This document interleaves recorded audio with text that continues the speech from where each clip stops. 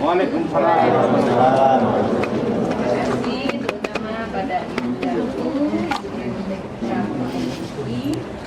yang selalu akan hadir jika aku merengek ada beliau, ibu datang dari acara. Jadi setiap acara pasti beliau ada di samping aku karena memang beliaulah panutan aku dan beliau pula yang menginspirasi daripada saya. Dari kesibukannya beliau selalu kesana kemari harmonis dengan suami yang sekarang sudah almarhum. Lalu dalam kesibukannya dari berbagai aktivitas organisasi maupun berbicara dari dalam dan luar negeri, beliau juga tetap masih bisa menulis. Sehingga saya walaupun ada kesibukan di berbagai organisasi, perusahaan, tetap menulis. Terima kasih pula untuk sahabat saya Bapak Joko yang luar biasa. Alhamdulillah Bapak, anak-anak Bapak datang semuanya. Yang mana pagi Pak Al ada 2 orang datang awal-awal Pak. Saya biar dapat bukunya karena saya harus laporan ke Pak Joko. Matur nuwun sangat nggih. Ya, saya menulis novel Padmi itu memang tidak terlalu lama ya, karena kebetulan waktu itu saya terinspirasi ke cerita-cerita dari sahabat saya dan juga dari beberapa teman-teman dekat yang mana menceritakan bagaimana situasi dan kondisi sebuah istana, lalu bercerita bagaimana kondisinya ketika itu terjadi krisis moneter, lalu terjadinya kembali pandemi corona. Nah, itu yang membuat inspirasi yang kebetulan saya sangat suka dengan gayanya mahakarya dari nenek moyang kita, yaitu batik maupun seni tari. Maka saya tarik menjadi sebuah novel berlatar belakang budaya seni tari, juga batik atau wastra Nusantara. Nah, nama juga saya juga batik ini tidak harus dipakai ketika kita undangan atau ketika ada acara-acara resmi, tapi juga bisa dipakai trendy seperti ini. Jadi saya berharap nanti adik-adik mahasiswa cintailah wastra Nusantara. Mungkin sudah bisa dibaca karena buku sudah ada di tangan, dan Bunda mohon maaf kalau sebagian kalian belum mendapatkannya karena memang jatahnya, karena usia Bunda 60, jatah gratisnya 60 sesuai dengan usia. Tapi kalau ditanya umurnya berapa? 16. jadi 16. Jadi itu ada sebuah cerita yang menginspirasi dari pengalaman itu, sehingga saya mohon maaf kalau ini ada dari istana Solo, karena memang kita mengupas dari istana, tetapi itu adalah semua imajiner ya, tidak ada sangkut paut dengan ke istana, tetapi itu adalah imajinasi saya untuk menarik bagaimana wastra Nusantara, khususnya batik itu memang terkenalnya itu di Solo. Nah, di sana ada pasar Nangde kalau nggak salah ya, ada pasar di mana seluruh pasar itu isinya batik saja. Juga di Jogja, tapi Solo lebih halus orang-orangnya kalau dalam berbicara maupun bertutur kata. Jadi seperti itu. Untuk lanjutnya mungkin bisa membaca saja. Tadi sebagian sudah saya kemukakan bahwa latar belakang daripada Padmi ini adalah tentang seorang penari, dan tentang bagaimana lika-liku seorang penari dengan asmaranya, tentu dengan kehidupannya. Yang tentu Padmi ini nanti ada part 2-nya. Sebetulnya tadi saya untuk menghargai diri saya setiap tahun pasti akan menghadiahi diri saya sendiri dengan sebuah novel. Tetapi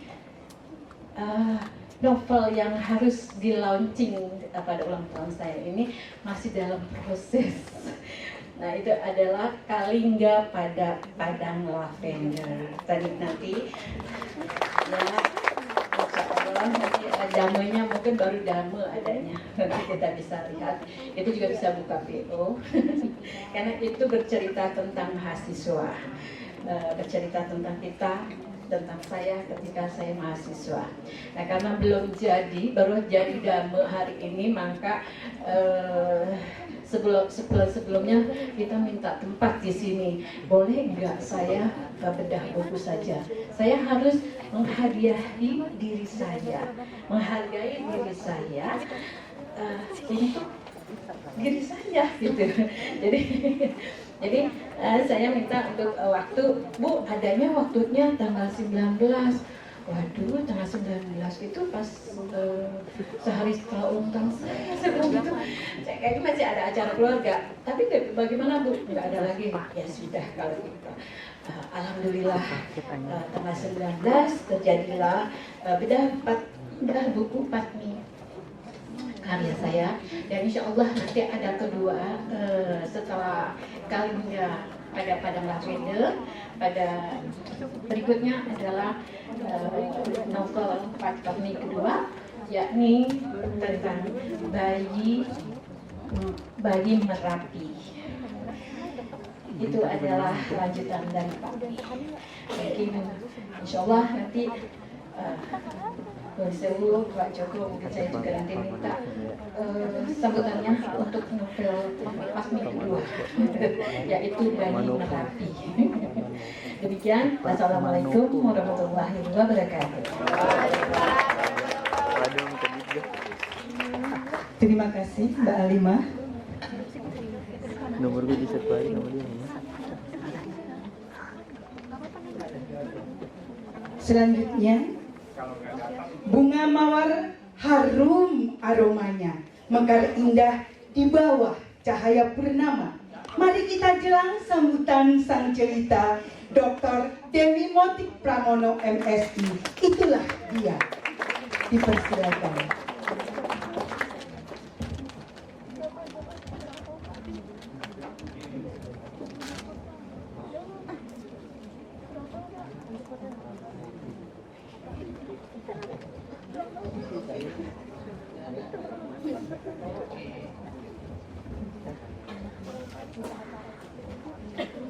Assalamualaikum warahmatullahi wabarakatuh.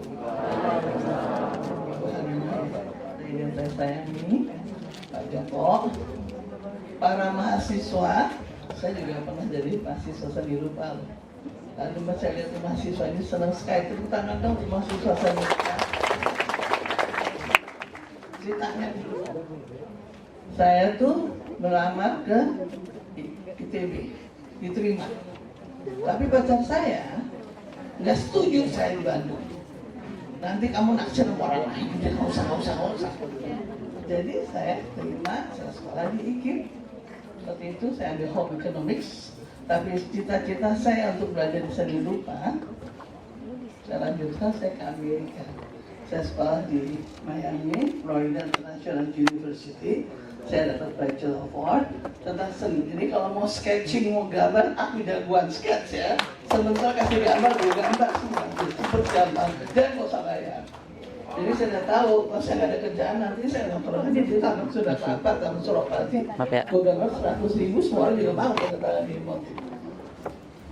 Jadi saya terus terang, saya bahagia. Kamu nggak tahu. Waktu itu berapa ya musik? Saya sekarang 75. Jadi 40 tahun yang lalu sering nongkrong.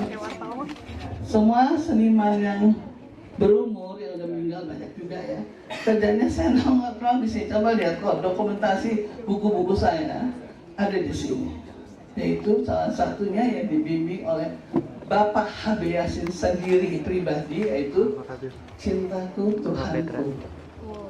Waktu saya bayar Pakmi yang dikarang oleh Halimah, Bu Halimah, saya senang sekali. Yang pertama waktu di launching di Balai Pustaka, saya selalu mengatakan basic dari kehidupan satu bangsa adalah budaya, bukan segala macam. Kalau kita budayanya benar, insya Allah mau ekonomi, mau pertahanan, mau apapun juga basic adalah budaya. Sekali bahwa mahasiswa sekalian, yuk kita dengar. Dan yang tadi, Bu, saya minta dong, Bu, dengan 60. Kan saya 75 tambah 15 lagi ekstra. Ya gitu. Mau sesuai absen. Ibu Halimah 60. Saya tahun ini 75. 74 masih 7 lagi, saya 75. Jadi tambah 15, keluar 15. Nanti siapa yang bertanya bagus, siapa yang berdialog bagus, dapat hadiah 15 lagi. Benar ya Bu Halimah? Jadi bacalah, karena menurut pandangan saya itu sesuatu ekspresi dari keindahan jiwa Ibu Halimah yang sangat mengagumi budaya kita yang sudah diakui oleh PBB. Itu batik dan sebetulnya tadi kan ada pembaca puisi Gambyong. Saya pernah di Gambyong.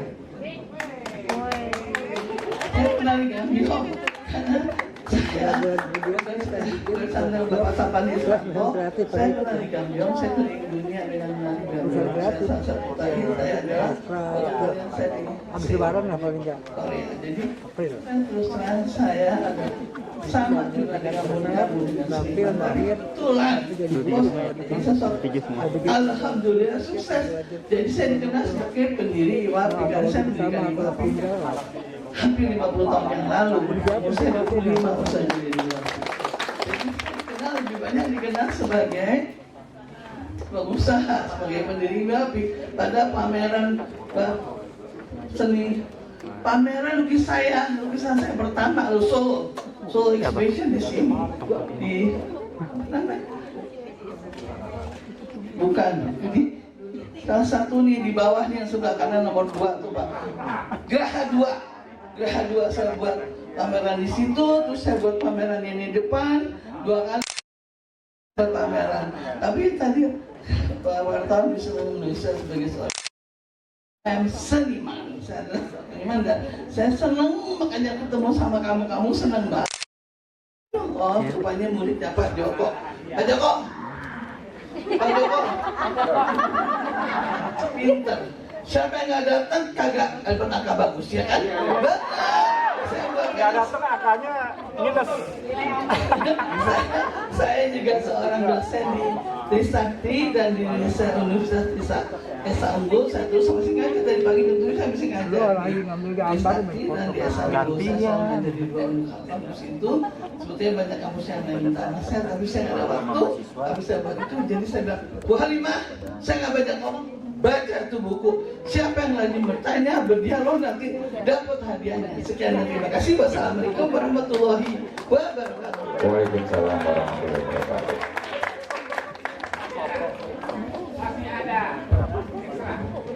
Gampang lontar.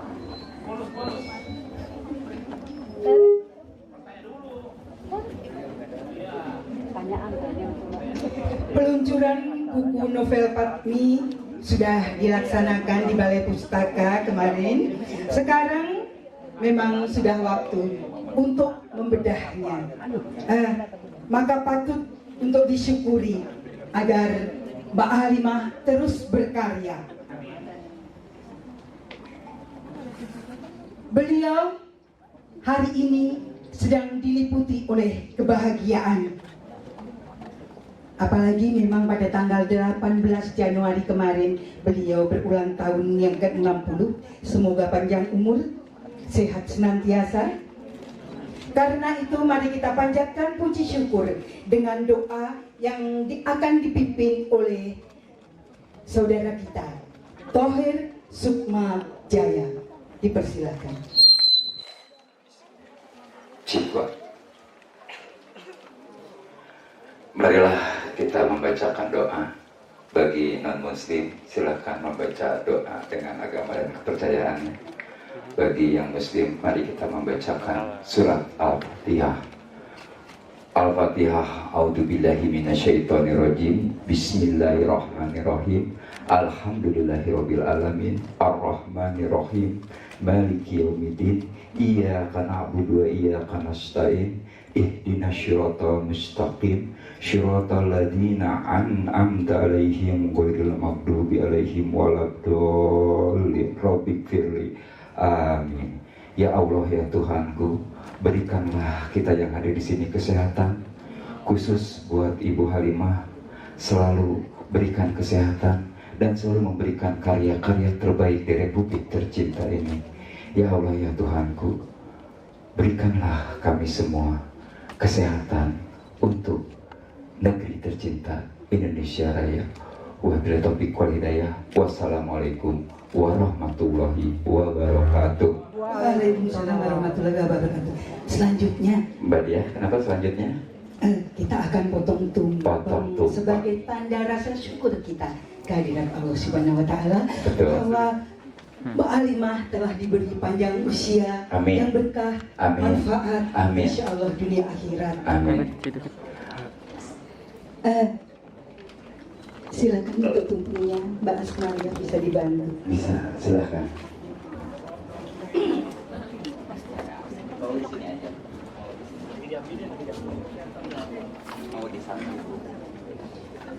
Tumpung dengan bentuk piramida adalah perlambang hidup dari bayi hingga nanti senantiasa kita mendapat ridhonya untuk menuju ke hadapan ilahi Robi pada puncaknya, puncak kehidupan.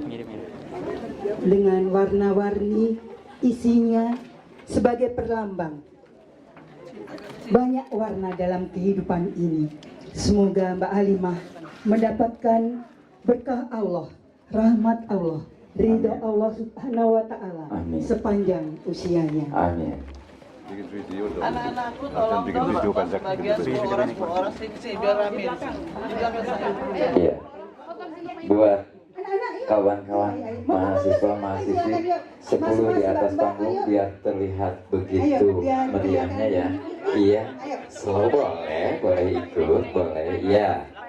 Iya. Iya. Lebih banyak lagi lebih bagus. Iya, betul. Ayo anak-anak, Iya. pada berdiri di belakang. Iya. Iya.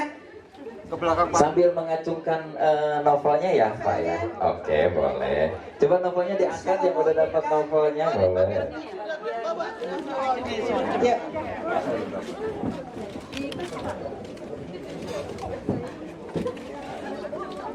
Nyanyi nggak nih? Nyanyi dong. Happy birthday, happy birthday.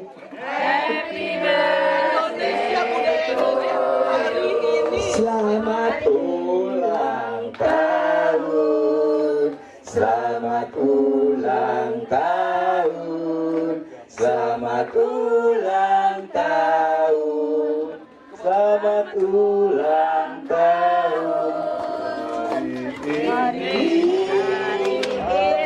Hari yang kau tunggu bertambah 1 tahun usiamu, bahagialah kamu yang ku beri bedah novel Fadmi. Asik. Pokoknya hari ini hari kebahagiaan kita semua, suatu kebahagiaan bisa kumpul bareng sambil menyaksikan pemotongan tumpeng. Silahkan dikit. Hari ini Ibu Halimah ulang tahun yang ke-60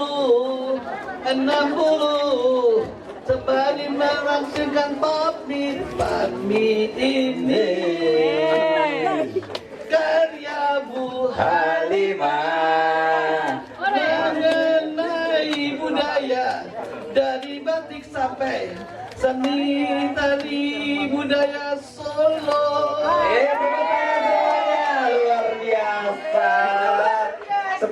atas ini yang sangat mahal, luar biasa.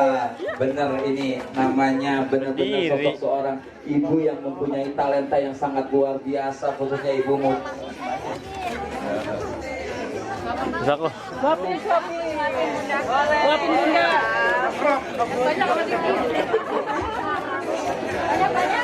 Agak dapat yuk.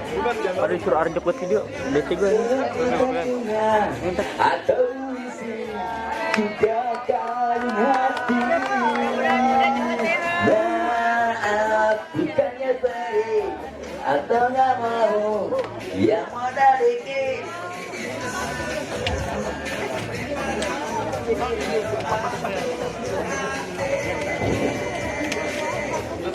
Semoga Tuhan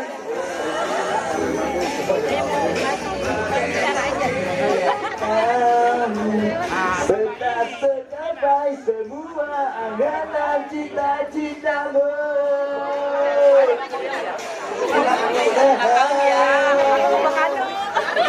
Ini umur pelajar sehat selama-lamanya. Mas Joko, Mas Arif, Mas Arif, ya, monggo ke depan. Monggo ke depan Mas Arif. Monggo.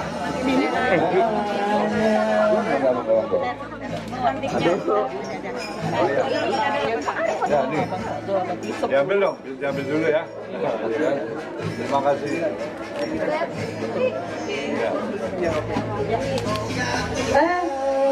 Kepada teman-teman dipersilakan untuk duduk kembali. Iya, duduk Terima kembali. kasih doanya untuk Mbak Halimah Iya. dan Pak Min. Untuk kawan-kawan tolong didorong kembali nantinya. Sini aja lah, Bek. Didorong ke sana ya. Duduk gua malu. Didudukin apa? Setelah ini Mbak Dia ada pemberian lukisan ke Ibu Dewi Mutik Bu ya. Kalau ini lukisnya Nina Karenina. Ini dari RT. Lukisnya, oh silakan Mbak Nena. Mbak Nena kan? Iya. Oke.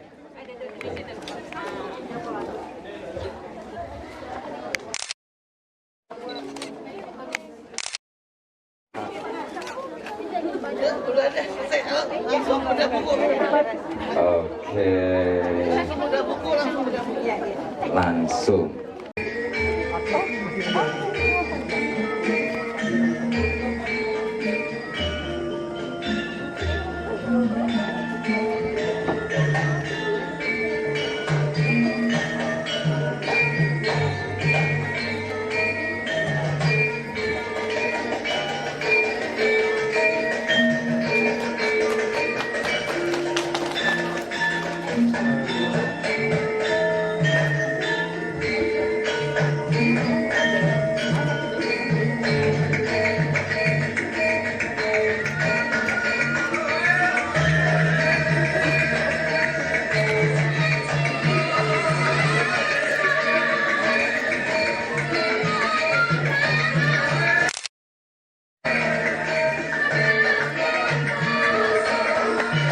Luar biasa.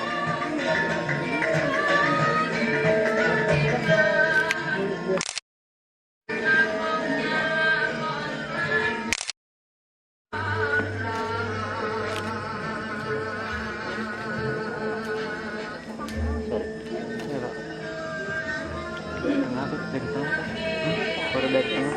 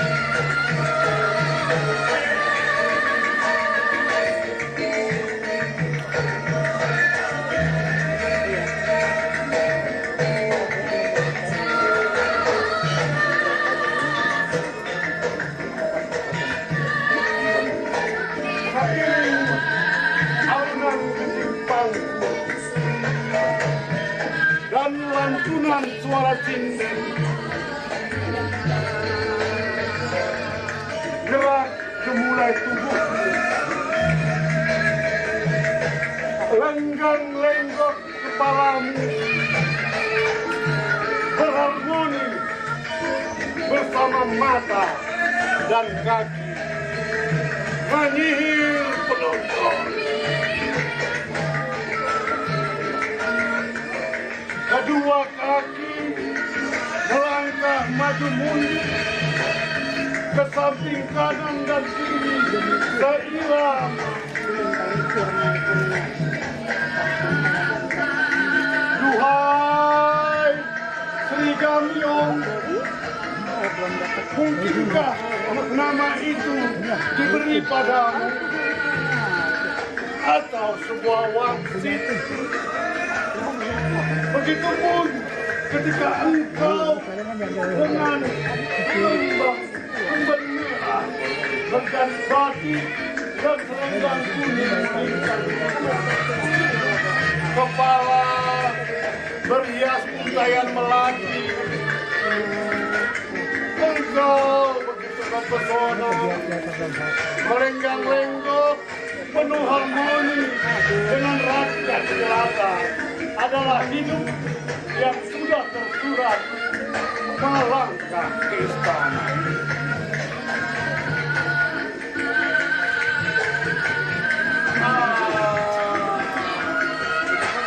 Bunga melati yang menjuntai menghias lehermu, semerbak pewangi kesediakan raya. Surakarta, namamu terlambung. Ya, Sri Gamyong, penari taruh rakyat jelata. Sri Gamyong, oh Sri Gamyong, penari taruh, namamu beranak pinak atas ragam musik berdiri. Gamyong pun ragam nama, Gamyong Mariano, Gamyong Mudatama, Gamyong Gambir Sawit, Gamyong Bangkul, dan Gamyong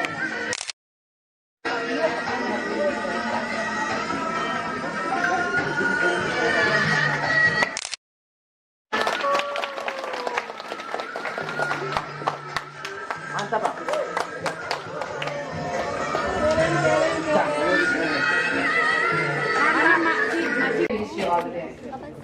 Dia ribu hari Pak, love ini Pak.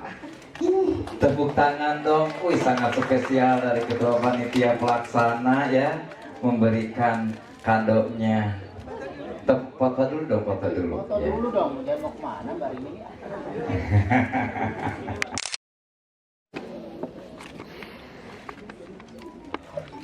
Dari Obor Sastra yang memang diketuai oleh Rini Intami untuk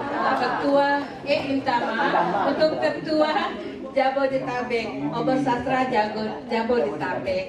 Saya minta dong Obor Sastra dari Jabodetabek, Mbak Rini Intama sebagai ketua, Mbak Nita sebagai sekretaris, Mbak Mita Katoyo, lalu sekjennya Mas Topeng, silakan. Mana Topeng?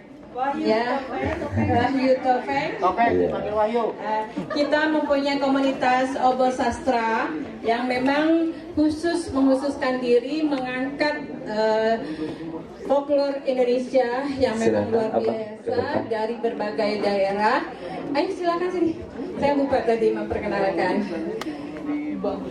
Nah, siapa adik-adik yang memang ada tinggal di Jabodetabek, silakan mengirimkan puisi-puisinya dan nanti kita atau akan menerbitkannya secara gratis.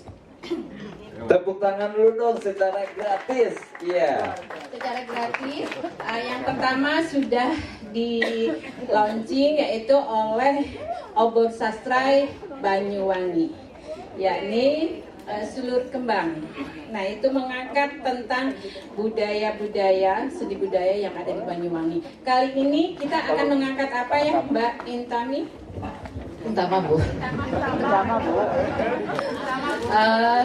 folklore, artinya itu cerita rakyat gitu ya. Rakyat atau budaya Jabodetabek, bisa dari Jakarta, Betawi banyak banget gitu ya. Kemudian Bogor, Tangerang, Depok gitu ya. Jadi ditunggu bagi teman-teman yang mau mengirimkan karyanya, nanti ditampung gratis gitu ya Bu.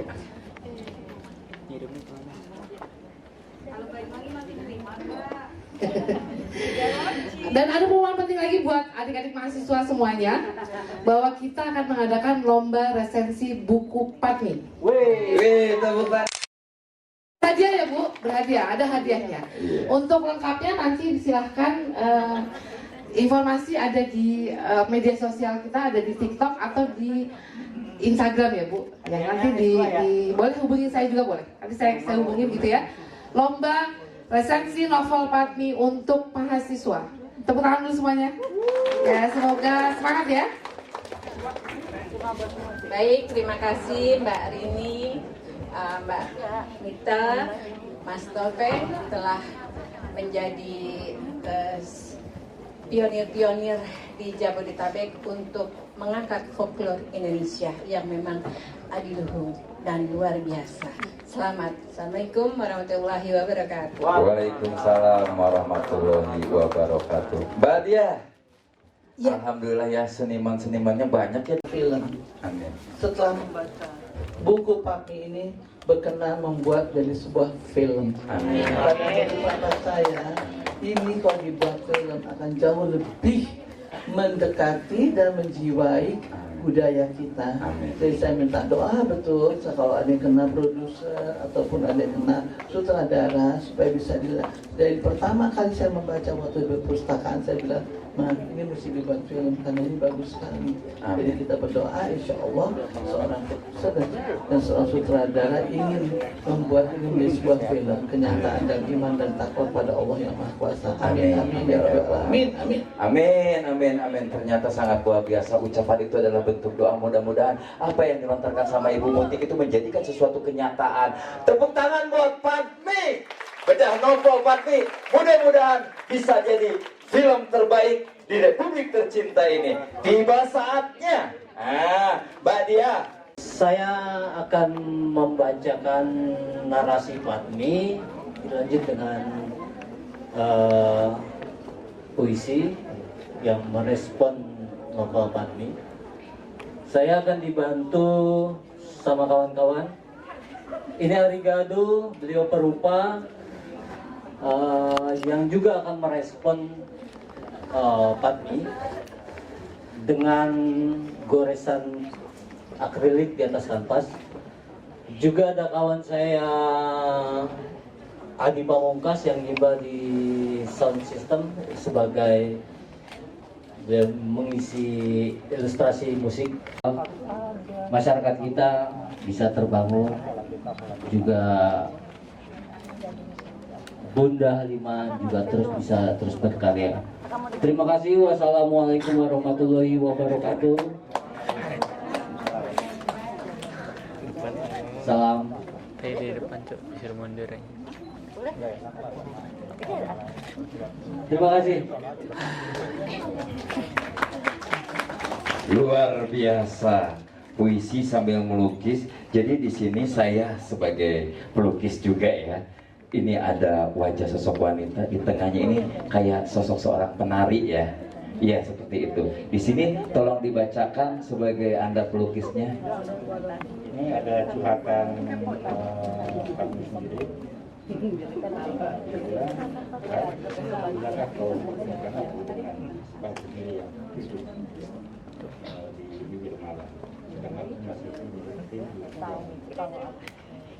Belum pernah. Tepuk tangan dulu dong, luar biasa. Ternyata di Republik tercinta ini seniman multitalent adanya di acara bedah novel Padmi. Iya, betul. Mbak, pengen apa lagi? Sekarang ini loh, Ya, tadi sudah Mas Julian dan Mas Arigado. Adi ya, Mas Arigado. Betul. Sekarang juga ada lagi seorang pelukis, Bang Putragara. Dia akan berpuisi, kemudian puisi tersebut akan dilukiskan, dituangkan ke dalam sebuah kanvas kulas. di sebelah kanannya. Dipersilakan, iya ada kanvasnya di sebelah kanan. Iya. Tetapi sebelumnya beliau akan Baca puisi. berpuisi. Tepuk tangan dulu dong buat. Silakan Pak. Terima kasih Mas, Mbak Dia. Terima kasih buat teman-teman semua. Cik Bang, Wan Cik. Dan sebelumnya saya ucapkan selamat HUT buat senior saya, kakak saya, Bu Halimah yang ke-16. Lebih ke-60 seperti itu. Dan saya suatu hari di kontak beliau diminta baca puisi, tapi nyambi melukis. Nanti setelah saya berpuisi, dan puisinya pun beliau yang menentukan, yaitu gambyong, nanti saya refleksikan dalam sebuah bentuk garis dan warna. Gambyong. Seiring alunan gending pangkur dan lantuman suara sinden, gerak gemulai tubuhmu lenggang lenggok kepalamu berharmoni bersama mata, kaki, penyihir dan penonton. Kedua kaki melangkah maju mundur ke samping, kanan, kiri, penuh irama. Duhai Sri Gambyong, mungkinkah nama itu diberi nama kepadamu? Atas sebuah wangsit, begitupun ketika engkau dengan kemben hijau, berjarit batik, selendang kuning melengkung di pinggang, kepala berhias dengan setangkai bahu, engkau begitu penuh pesona, melenggak-lenggok penuh harmoni. Di depan rakyat jelata adalah kehidupan. Gambyong yang sudah tersurat melangkah ke istana. Bunga melati yang menjuntai, mungkinkah lehermu memerlukan wangian? Gambyong sejagat raya, Surakarta nama pun terlambang oleh Gambyong. Ya, Sri Gambyong. Penari tarup rakyat jelata, Sri Gambyong. Oh, Sri Gambyong. Penari tarup. Namamu beranak pinak atas seriangan musik pengiring. Gambyong pun beragam nama. Ada Gambyong Purnenan, Gambyong Muda Tama, Gambyong Gambir Sawit, Gambyong Pangkur, dan Gambyong yang lainnya. Demikian, terima kasih. Dan Gambyong ini akan saya refleksikan dalam sebuah seni rupa atau lukisan. Terima kasih, Mbak. Gambyong. Terima kasih Bang Putragara. Tadi lukisannya ada di mana yang melukis Mas Ari? Boleh dipajang di sini? Kok boleh ya? Tidak usah. Iya. Mana sih karyanya tadi? Bukan ke sono. Iya. Kalau misalkan Depan ada saja. yang berkenan.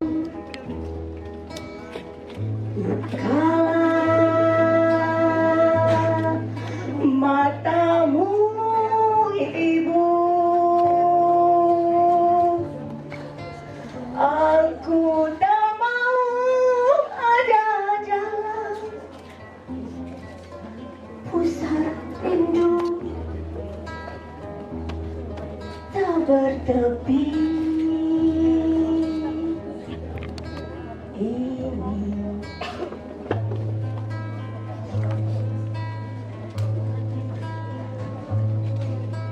Lompong Water, karya Halimah Munawi.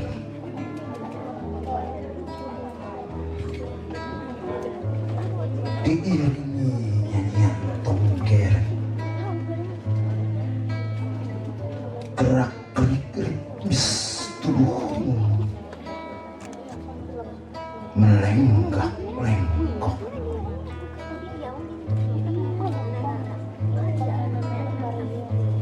Di atas tapak nan kuat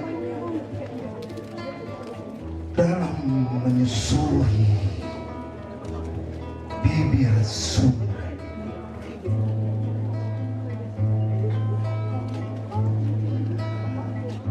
Kemulai tanganmu memetik lompong-lompong liar, lalu dengan sigap menyimpannya dalam keranjang di punggung.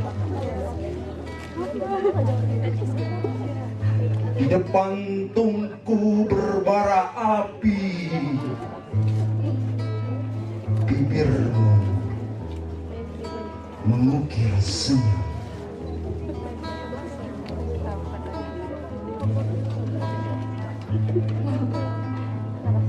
Kala itu aku bermain musik gendang gandang, menunggu tak sabar. Harumnya lodeng lompong menghias di atas sepiring nasi yang telah menanti.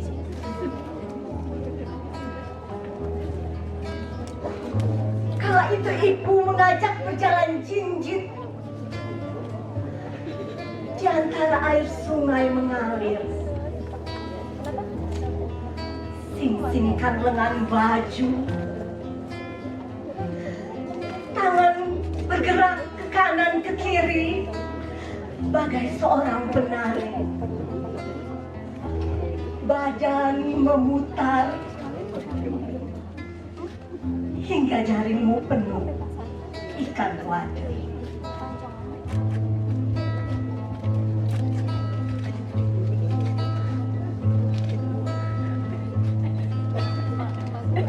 Kita bersorak, hore, hore.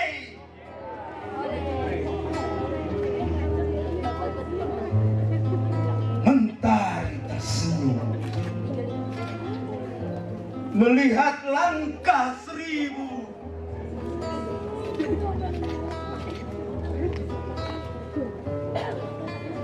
Ibu bergegas pulang dengan sekeranjang wader. Di antara buih panas minyak kuali, sotil di tanganmu menari. Jadilah wader, teman nasi, melebihi salju.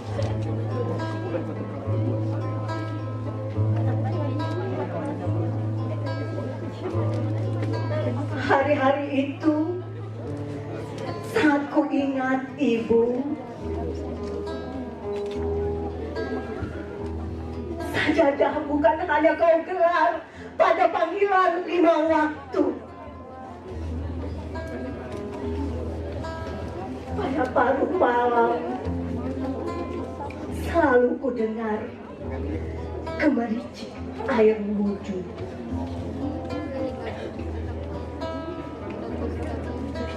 Ibu tak kenal diskotik.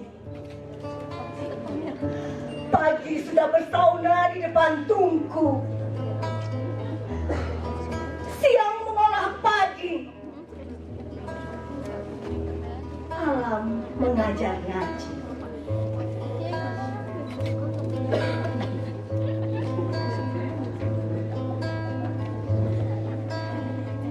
Desir angin membawa waktu ibu.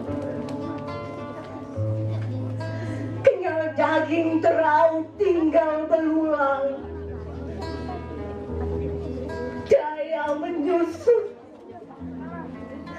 Apakah kita lagi kuat? Di atas tilam, ibu memandang nanar. Makannya cukup.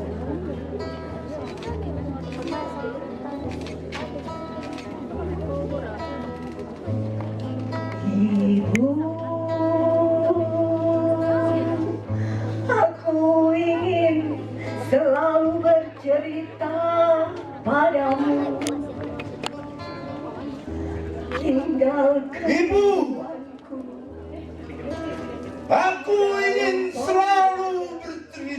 padamu.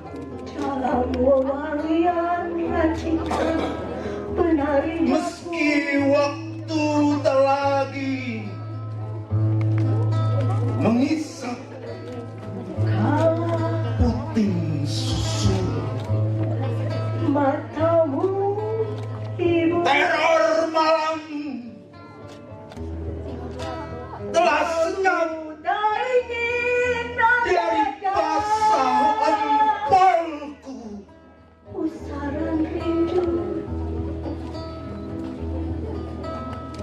tak bertepi. Tinggal kerinduanku pada lompong wadah dalam wangian Aku ingin selalu bercerita padamu. Tinggal kerindu. Bukalah matamu, Ibu. Ibu, Dalamnya aku tak mau ada dalam pusaran rindu tak bertepi ini, Ibu. Ibu,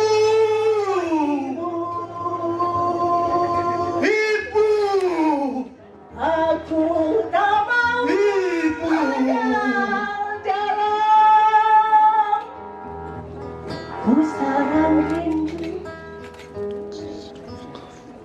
tak bertepi.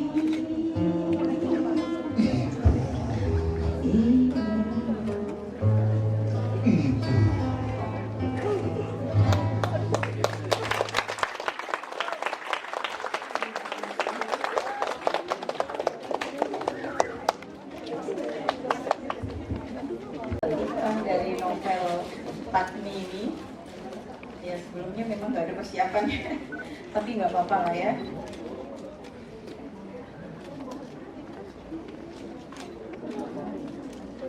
Saya akan bacakan di halaman 53. Bagi yang pegang buku boleh ya.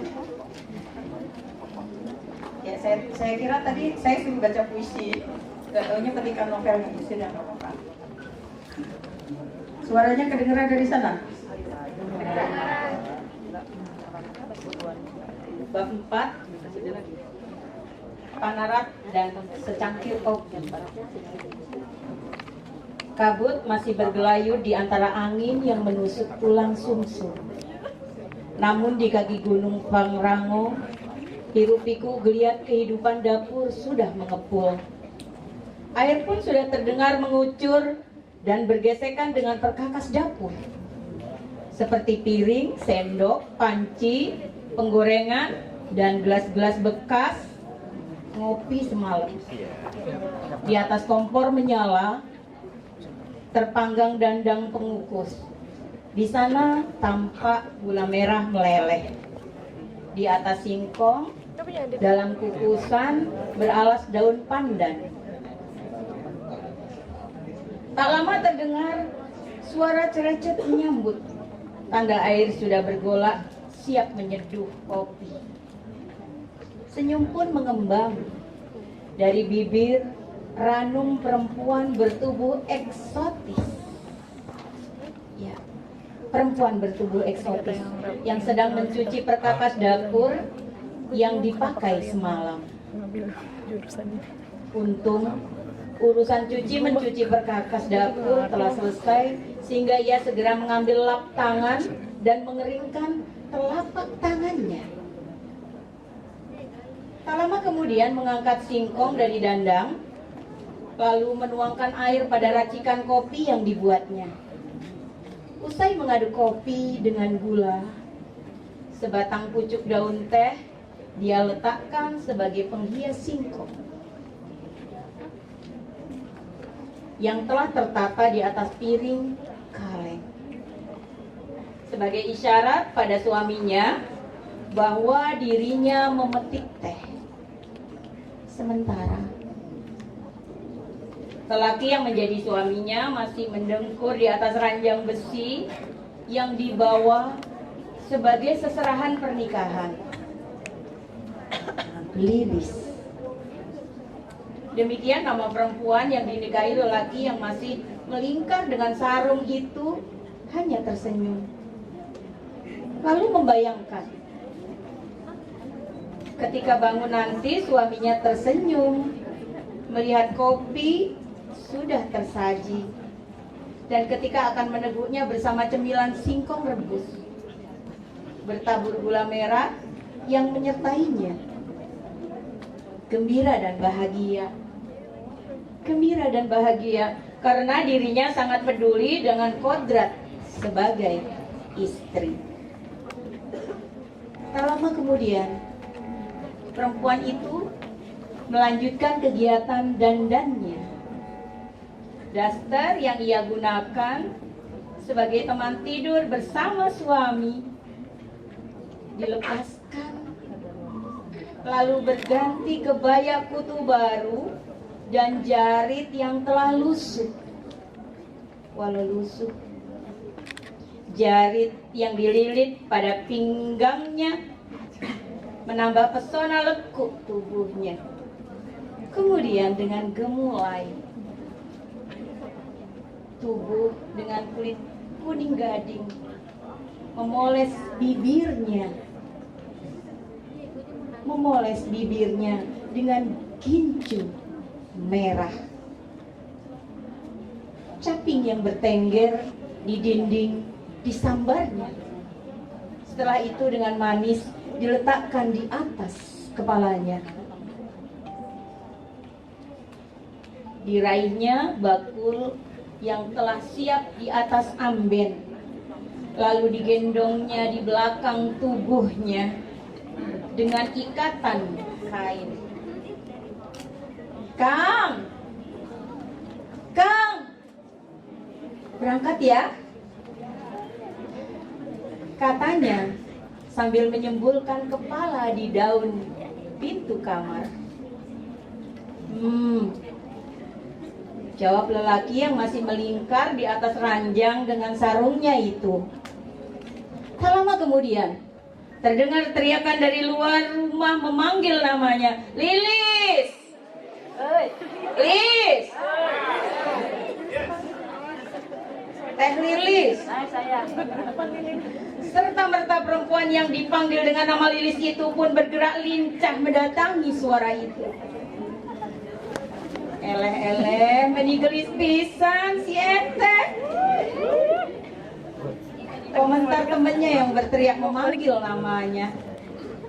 Demi melihat kecantikan terbias dari wajah Lilis, walau hanya beralas bedak tipis dengan polesan bibir berwarna merah,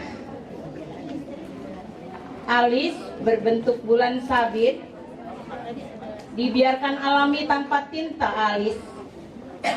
Bulu mata pun melingkar lentik bebas dari maskara.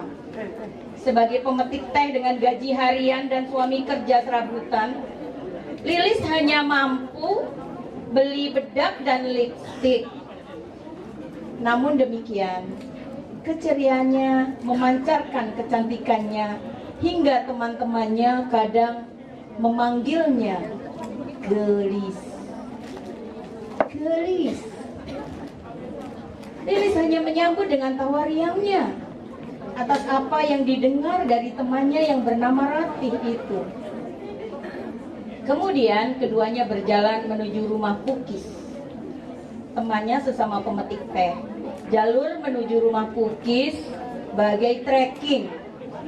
Lilis dan Ratih berdandengan tangan melewati sungai-sungai kecil di antara balutan nuansa hutan pegunungan Gunung Gede Pangrango, tentu dengan Candaria. Maklum, usia mereka memang masih sangatlah muda, walau telah bersuami. Sebagaimana kebanyakan penduduk di sekitar kaki Gunung Gede Pangrango, para perempuan mayoritas melakukan pernikahan dini. Masalah ekonomi adalah alasan utama. Mengapa mereka tidak melanjutkan pendidikan anak-anaknya ke jenjang lanjutan? Namun demikian, institusi yang ada dari tahun ke tahun tetap gigih dalam pengaturan tatanan sosial, mengatur pola-pola tindakan dari fungsi sosial yang dipengaruhi oleh nilai-nilai normal. Kebetulan desa kami kedatangan tamu agung dari ibu kota. Mohon perkenankan untuk membantu para pemetik teh menari. Ujar perangkat desa mendatangi rumah Gebyok kecil Patmi. Dengan senang hati saya bersedia. Namun beri saya waktu, jawab Patmi.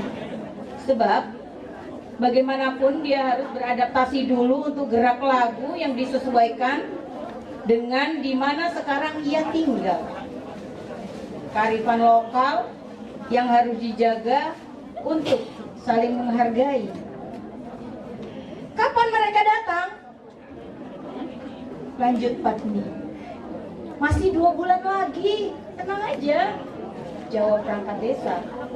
Baiklah, ajak saya bertemu dengan para pemetik teh.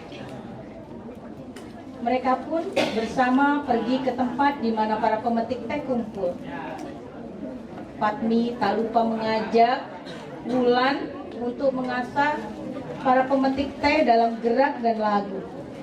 Di sana, Patmi pun bertemu Lilis, Ratih, dan Ukis. Setelah sejenak berkenalan dengan mereka, Patmi langsung menjatuhkan pilihan pada Lilis, Ukis, dan Ratih, serta 6 teman lainnya. Ya, Assalamualaikum warahmatullahi wabarakatuh. Waalaikumsalam warahmatullahi wabarakatuh. Kadia. Ini ayah dan bapak anak. dan anak, ya. Wih, ayah dan Iya, anak. betul. Berarti Imam Arif ini sekarang anggota Dewan Kesenian Jakarta wih, luar biasa. dalam Simpul Seni. Luar Dan biasa. Beril ini loh. Iya. Halo Beril, ayo. Iya. Hai. Ini di Bogor cukup terkenal juga nama Betul. Beril ini. Nanti anak-anak mahasiswa, Ya. dia juga seorang mahasiswa yang penuh talenta, Betul sekali. bisa mengikuti jejaknya, bisa diikuti jejaknya. Yuk, Mari, jangan kita nunggu lama-lama. saksikan Kita saksikan. Imam Arif dan Beril Narima. Tepuk tangannya semuanya. Senggol nggak ada? Udah dikit, senggol. Udah untungnya nyamuk. Teko tarian Srimpi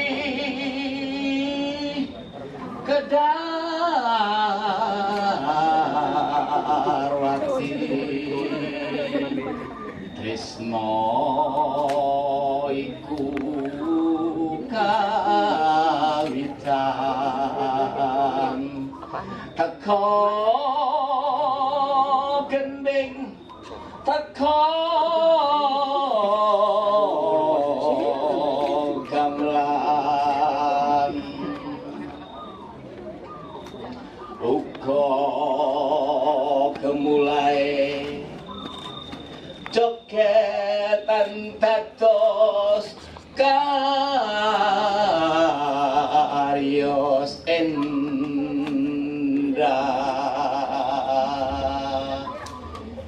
hengkang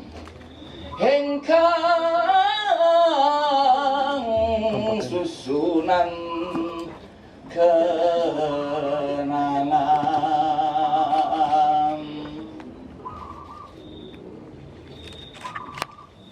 dari tarian Serimpi Kedarwati cinta itu bermula dari irama gending dan gamelan juga kemulai tarian jadi kisah indah dalam susunan kenangan di semua ingatan dari detak jantung dan suara alam mengalun jadi cinta rahasia yang menyemai di antara Patmi sang penari dengan sang raja. Cinta pertama tak padam, semua hasrat tak juar redam. Meski lelaki itu memiliki memiliki 4 permaisuri. Hatinya berlabuh tetap pada Patmi. Hatmi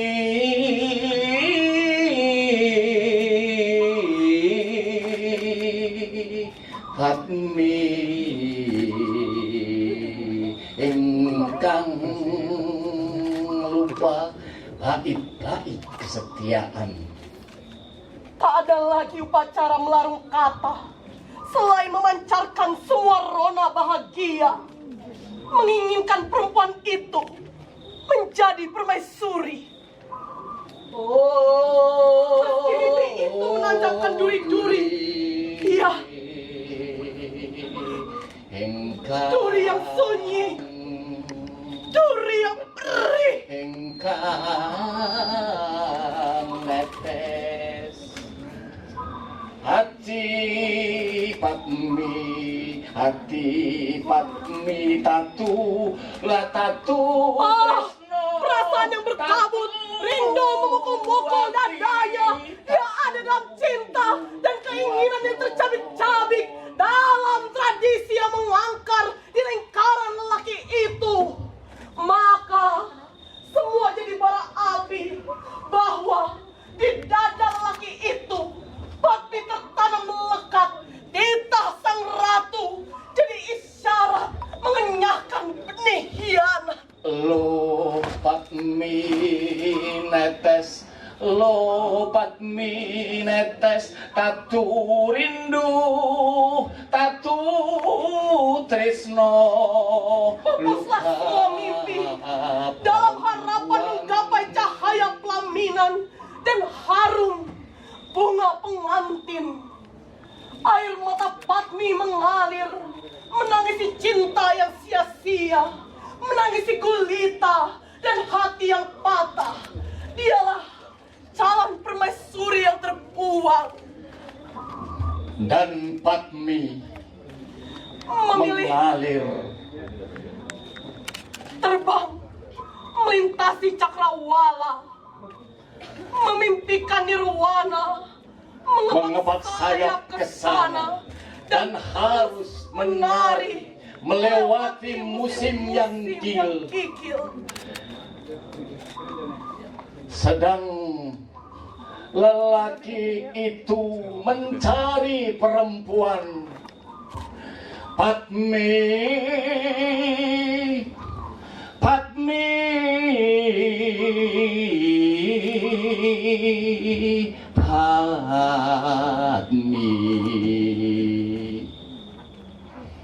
hingga langit berkabut dan jejak Patmi ditelan bumi.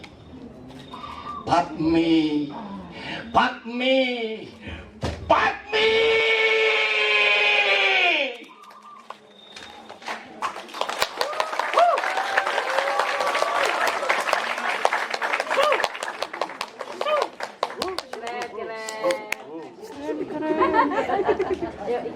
Keren. Semoga mendapat usia yang bermanfaat, sehat selalu dan sukses dunia akhirat. Amin.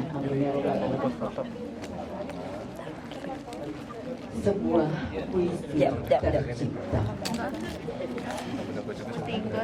Hidup adalah sebuah sendau gurau. Hidup adalah sebuah permainan. Jangan biarkan daun berguguran ke bumi. Tidak ada kesejatian, sibuk mentari. Tengok jendela dunia, sejadah panjang, jadikan saksi bisu.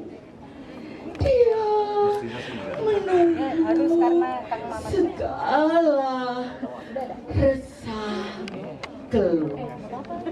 Terima kasih.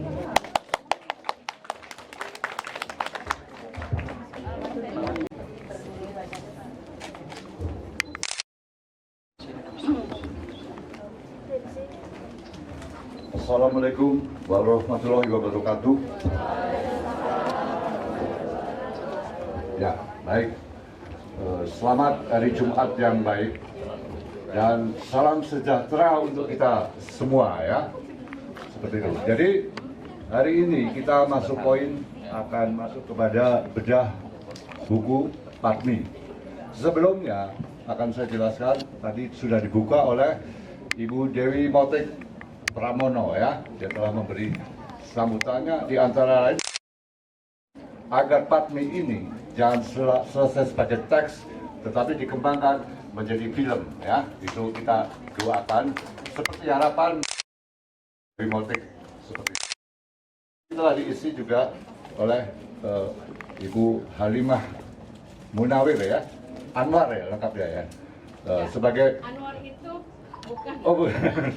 Oke ya, Halimah Munawir ya, sebagai penulis tadi juga telah menceritakan sedikit tentang proses kreatifnya.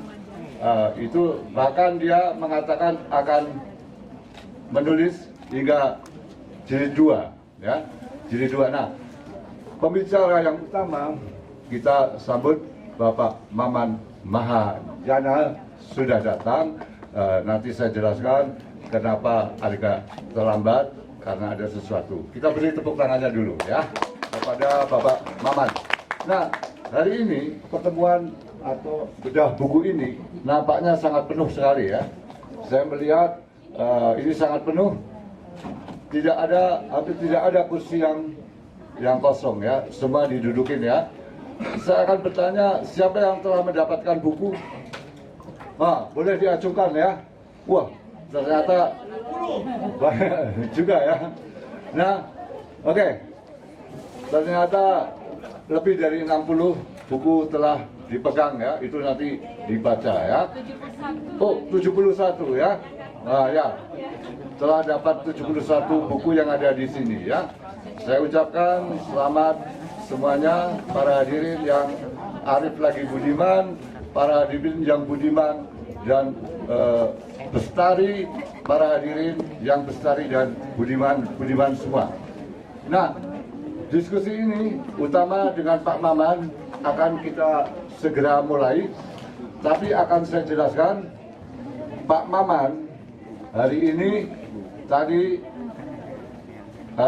sempat mengikuti pemakaman seorang penyair Indonesia, juga seorang esais, yaitu Profesor Dr. Abdul Hadi WM, yang meninggal sekitar pukul 3:30 tadi dan telah dimakamkan ya. Betul ya? Kita tadi juga sudah memberi penghormatan kepada penyair yang Profesor Dr. Abdul Hadi WM, tetapi Pak Maman nanti boleh menceritakan sedikit di awal ya. Nah, di awal nanti saya akan membacakan sedikit siapa Maman S. Mahayana. Maman S. Mahayana ini manusia langka di Indonesia. Kenapa langka? Karena dia menulis kritik. Kritik sekarang sedang agak langka, jadi termasuk yang langka. Nah, dia menulis sekitar 20-an buku, itu belum yang terjemahan ya. Di antara buku-bukunya itu juga mendapat penghargaan, bukan hanya di tingkat kampus, tetapi juga sampai pemerintah Republik Indonesia. Nah, buku Maman antara lain itu, antara saya sebutkan kitab kritik sastra ya, itu tahun 2016 telah mendapat sebuah penghargaan. Kemudian ada 9 tentang kritik jawaban sastra Indonesia, 9 jawaban sastra Indonesia. Kemudian ada yang mantra, sihir mantra ya, sihir mantra. Itu antara lain yang sedikit. Maman Mahayana juga seorang pengajar, bukan hanya di Fakultas Ilmu Budaya Universitas Indonesia, tetapi dia juga pernah melanglang ya, belajar di Hankook University ya, yang berada di Seoul, Korea Selatan. Tentu saja itu cukup lama ya, mengajar dari 2014 sampai 18. Nah, jadi lebih 5 tahun ya. Kemudian dia juga mengajar di Nanyang University yang berada di Singapura. Pak Maman atau Maman S. Mayana juga pernah mendapat penghargaan dari pemerintah Republik Indonesia di era Susilo Bambang Yudhoyono 2005 ya. Kita beri tepuk tangannya untuk Maman S. Mahayana. Nah, diskusi ini akan segera dimulai.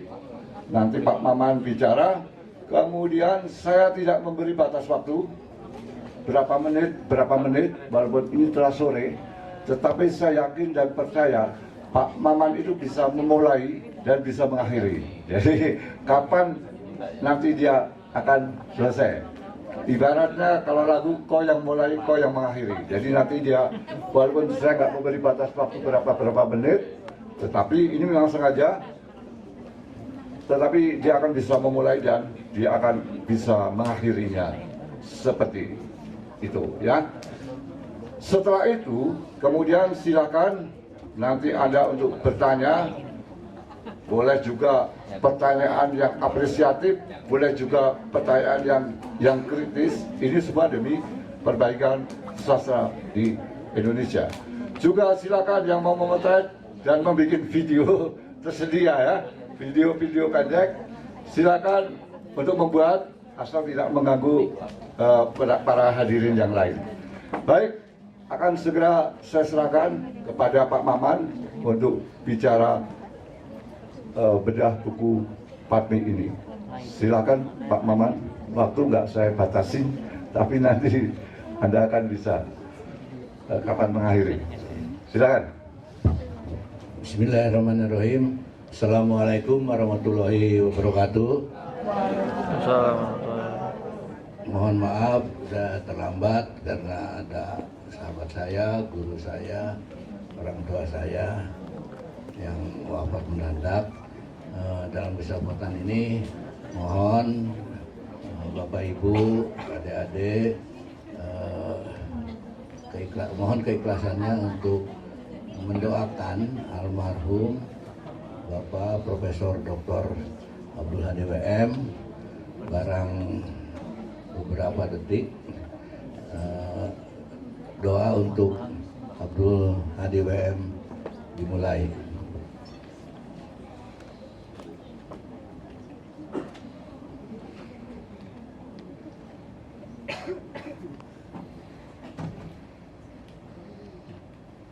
Selesai. Terima kasih. Mohon maaf, saya masih nervous, tapi saya merasa perlu untuk hadir di sini karena novel ini, ya, selain temanya khas, penting, inspiratif, dan mengangkat problem budaya kita yang selama ini justru diabaikan.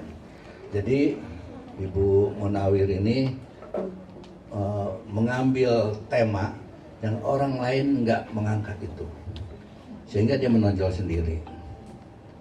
Dan nah kemudian inspiratif, kalau tadi Mbak Dewi Motik mengusulkan itu, memang bisa menjadi ajang itu, alih wahana.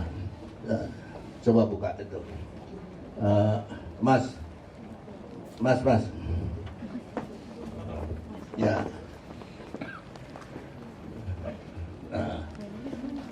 Persoalan batik. Sebelumnya, Pak, yang seterus berikutnya ini yang terakhir sebetulnya. Nah ini. Bahwa proses kreatif itu tidak berhenti dan harus ada terus-menerus evaluasi. Saya membaca novel ini dan kemudian melihat ada beberapa potensi untuk menjadikan novel ini novel yang kuat, novel yang kompak, novel yang karena berkaitan dengan persoalan tema tadi. Lalu karena Mbak Rini Intama meminta saya membuat kritik, saya bilang saya mohon maaf, saya akan melakukan kritik secara jujur sesuai dengan apa yang ada di dalam atau sesuai dengan keilmuan saya. Jadi kalau misalnya agak pengar atau pedih atau ya mohon dimaafkan, karena memang harus begitu. Nah, kemudian saya nulis makalah sekitar 10 atau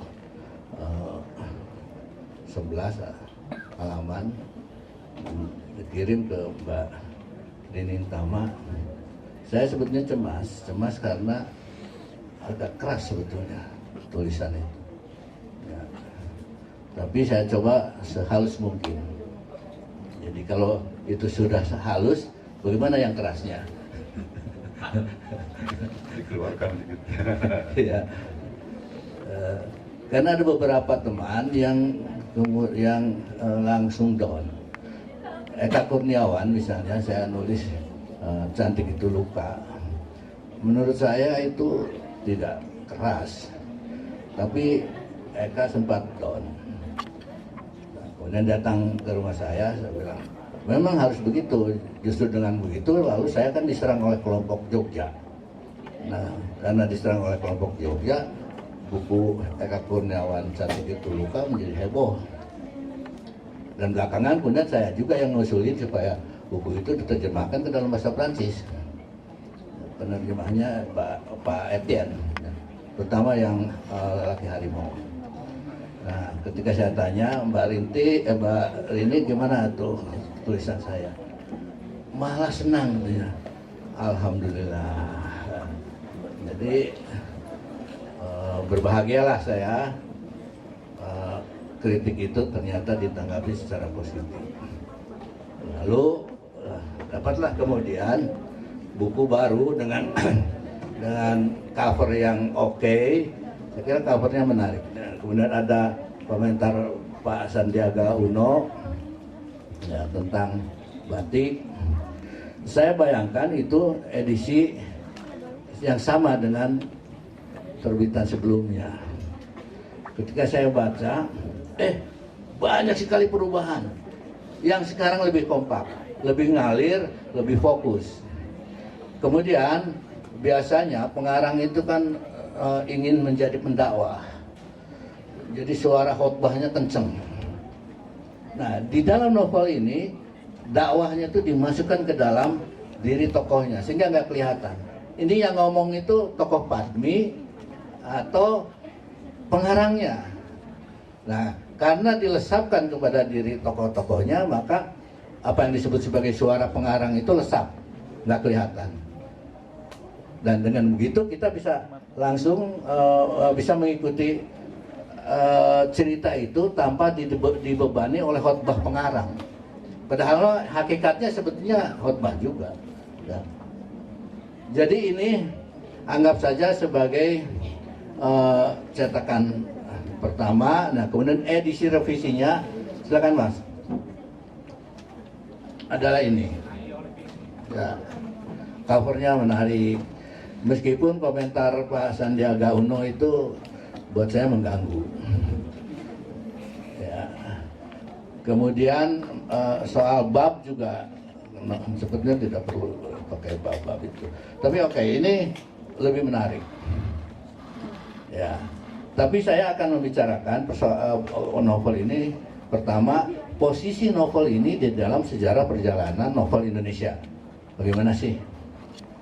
Dan yang kedua adalah berikutnya, Mas. Nah, ini novel dan wisata. Apa betul novel ini penting? Nah, ini sangat inspiratif dan nanti akan kelihatan betapa karya sastra itu menanamkan nilai-nilai yang kemudian mengeram di dalam diri pikiran seseorang. Nah, dia kadang-kala menjadi harapan, menjadi mimpi, dan bahkan menjadi cita-cita. Sehingga karena membaca novel atau membaca karya sastra, harapan dan impian itu terwujudkan. Oleh karena itu, adik-adik kalau membaca novel lalu ada cerita yang memberi inspirasi dan Anda ingin menjadi tokoh itu namanya mimpi. Pertahankan mimpi itu. Pelihara mimpi itu. insya Allah akan jadi kenyataan. Dan itu yang terjadi di banyak pengarang besar, di banyak penulis besar. Kita tidak tahu perjalanan hidup kita itu. Tapi kembali lagi, mimpi yang dibangun lewat karya sastra itu menjadikan kita punya sugesti, punya semangat, dan seterusnya. Nanti akan ada contoh-contohnya. Kemudian peluang Padmi sebagai produk ekonomi kreatif. Apa betul? Jangan-jangan ini memaksakan diri. Bagaimana novel bisa jadi produk ekonomi kreatif? Kemudian Padmi versi 2 ya, isi ceritanya lah. Ya, saya kira beberapa tadi sudah dibacakan oleh teman-teman kita, dan kemudian beberapa catatan. Saya tetap merasa perlu memberi catatan karena apalagi ini diterbitkan oleh Balai Pustaka, dan Balai Pustaka itu sebuah penerbit besar yang punya sejarah panjang, yang awalnya adalah lembaga yang memelihara bahasa Indonesia begitu tertib. Ternyata dalam novel versi keduanya ini masih bermasalah. Artinya editornya bermasalah. Nah, nanti akan saya singgung di bagian beberapa catatan ini. Jadi ini yang akan saya coba bicarakan. Oke, Mas, berikutnya.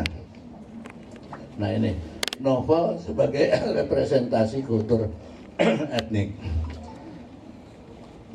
Nah, kelebihan sastra Indonesia dibandingkan sastra di belahan dunia adalah kita punya latar belakang etnik. Karena itu kaya sekali kesusastraan kita. Nah, oleh karena itu juga banyak pendekatan teori-teori barat yang sebetulnya nggak cocok untuk diterapkan di dalam kajian sastra Indonesia. Nah, kenapa? Karena bagaimana mungkin orang Eropa ngerti tentang kultur etnik kita. Nah, itu yang terjadi pada Patio dan beberapa pengamat sastra Indonesia dari Eropa itu. Salah satunya adalah kritik Patio terhadap puisi Sutarji Kalsiumbahri sebagai tidak ada artinya, sebagai puisi yang cuma deretan kata-kata saja. Nah, kenapa Patio menyatakan begitu? Dia nggak ngerti bahwa tidak semua bahasa itu harus dipahami. Tidak semua karya sastra harus dipahami. Banyak hal yang tidak bisa dipahami. Nah, dia nggak ngerti persoalan-persoalan itu. Ada dunia supernatural yang masuk ke dalam mantra, yang masuk ke dalam sastra kita. Dan novel-novel kita, termasuk juga novelnya Bu Halimah, ada aspek mantranya. Ya, paling tidak bagaimana situasi magis dimunculkan di situ.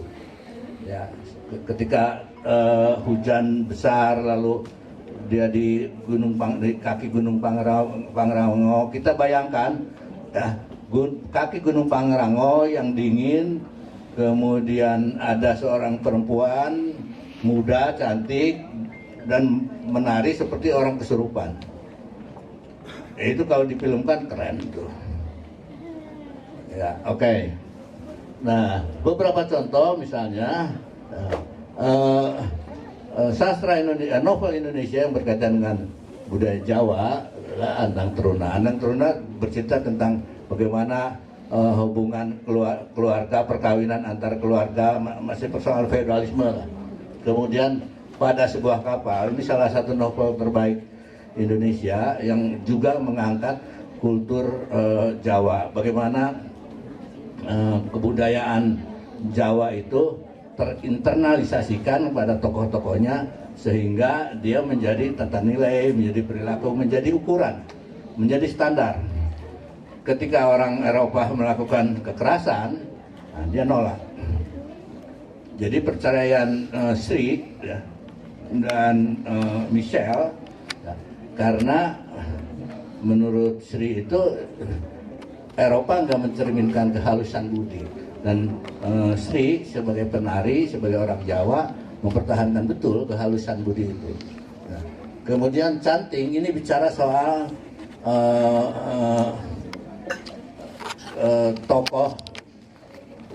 tokoh Bu Bey ya, yang jualan batik, tetapi tidak fokus pada batiknya itu sendiri. Jadi batiknya sekadar selintasan saja.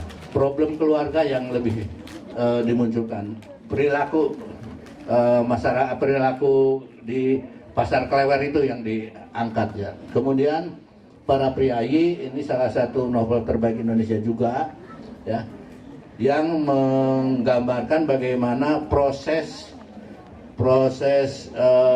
perubahan status sosial dari rakyat jelata ya, ke priayi.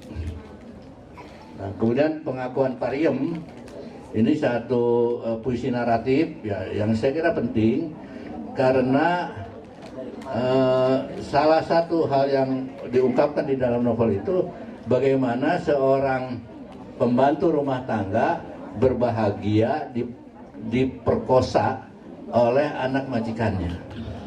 Kan nggak masuk akal. Bagaimana orang berbahagia diperkosa? Ya kan? Tapi ingat, ini kaitannya dengan kultur. Karena si Pariem ini ketika dia nanti melahirkan, dia akan punya anak seorang priayi. Bagaimana?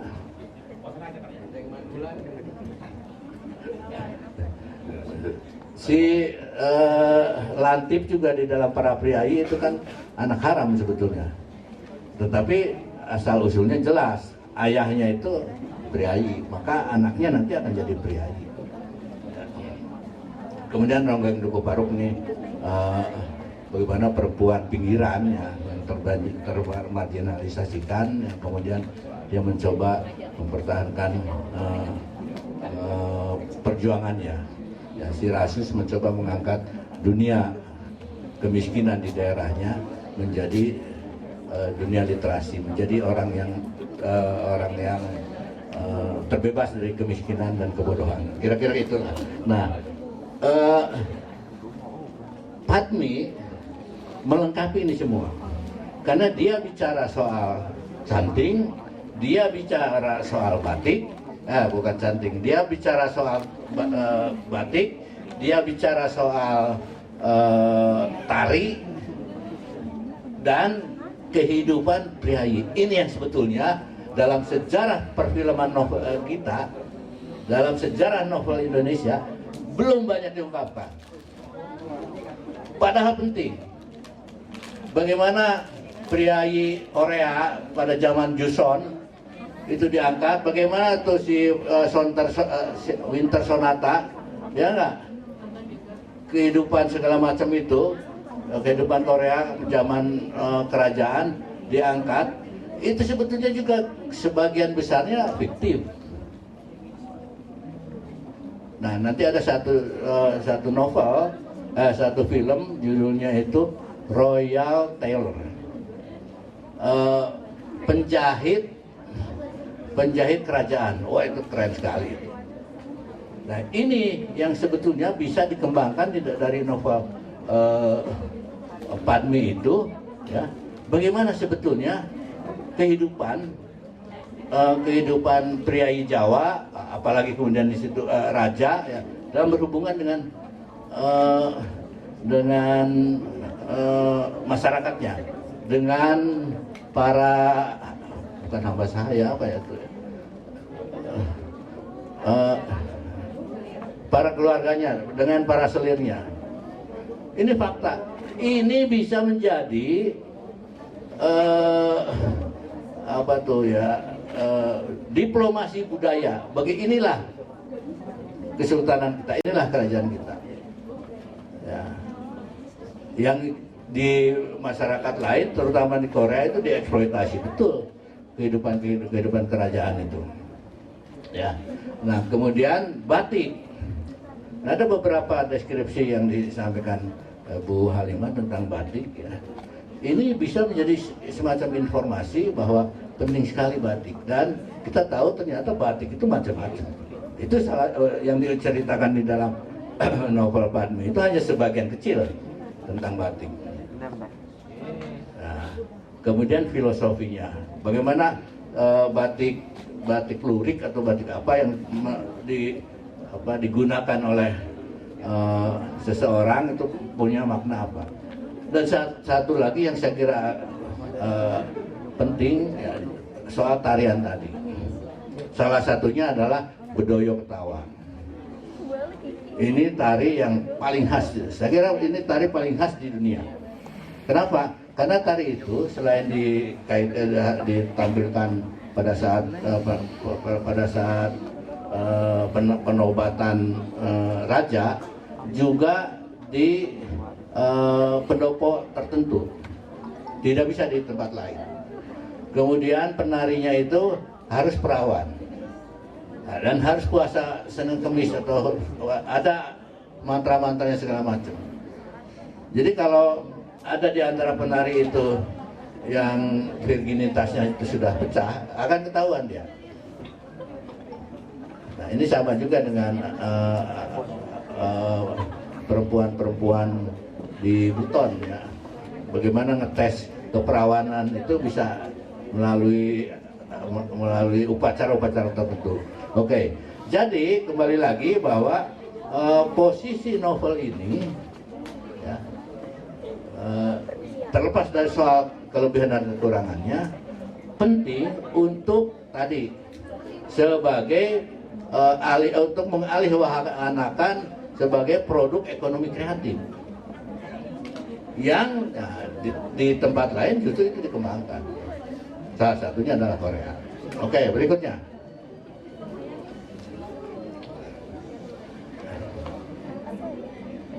Berikutnya, Mas. Nah, ini. Jadi ini posisi batik, tari, tari serimpi, tari Bedoyo Ketawang, tari gambyong, dan terakhir adab keluarga keraton. Selama ini itu dunia yang antah berantah, hanya orang-orang tertentu saja yang tahu. Padahal penting sekali. Dan ini sebagai salah satu, seperti tadi saya sampaikan, adalah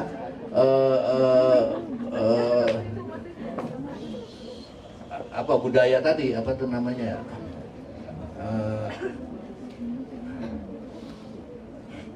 Bukan atas kebudayaan.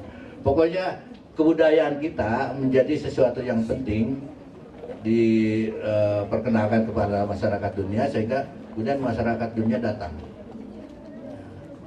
Dan salah satunya adalah soal keluarga keraton. Dan itu yang dieksploitasi habis-habisan oleh Jepang, oleh Korea. Korea itu mengeksploitasi habis-habisan tentang itu. Dan hal yang juga penting adalah membangun citra geisha misalnya. Bagaimana film geisha itu menegaskan bahwa geisha itu nggak buruk-buruk amat kok. Ada prosesi yang keras ya, sehingga seseorang itu tidak bisa begitu saja menjadi geisha. Dan geisha itu bukan pelacur, bukan pelacur. Dia tugasnya adalah melayani tamu dan seterusnya. Tapi novel itu menggambarkan bagaimana sebetulnya sosok geisha itu positif. Nah, yang menarik dari novelnya Bu Halimah ini adalah bagaimana pertentangan antara penari keraton dan penari profesional. Penari keraton yang tinggal di keraton dan penari yang coba keluar keraton, tetapi bagaimana penari profesional itu mendapat citra yang tidak proporsional di hadapan keluarga keraton. Nah, karena itu perlu juga dibuat semacam revitalisasi bahwa sesungguhnya nggak gitu-gitu amat, ya. Kira-kira gitulah ya. Oke, jadi novel Padmi ini mengangkat persoalan-persoalan ini yang di dalam novel yang lain tidak. Karena ini bisa dikembangkan. Ya, sejarah batik misalnya itu luar biasa. Dan di dalam novel kita belum banyak yang mengungkapkan itu.